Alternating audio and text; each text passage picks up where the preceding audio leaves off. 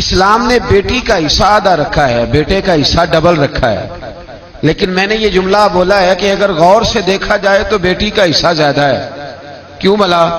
اس لیے کہ بیٹی کا حصہ تو رکھا گیا ہے پر بیٹی کے ذمہ حق کوئی نہیں رکھا گیا۔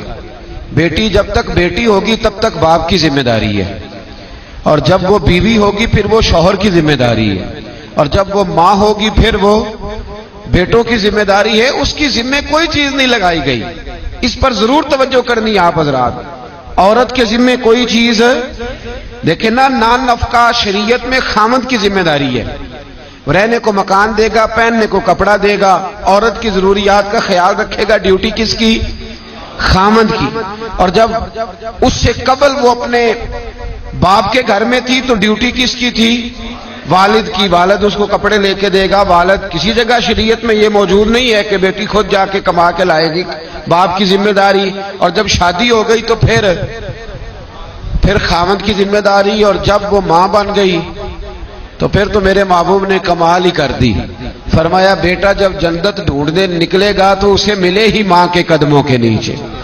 تو بات ہی ختم ہو گئی، پھر وہ ذمہ داری۔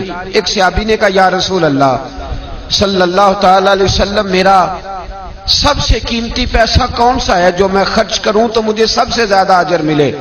تو محبوب نے فرمایا جو تو اپنے ماں باپ پہ خرچ کرے گا اللہ اس کا اجر تجھے سب سے زیادہ عطا فرمائے گا۔ تو عورت کی کوئی ذمہ داری لیکن اس کا حصہ شریعت نے پھر بھی اور دیکھیں کئی جگہوں پہ رکھا ہے۔ اگر بیوی ہے تو 8واں حصہ ہے۔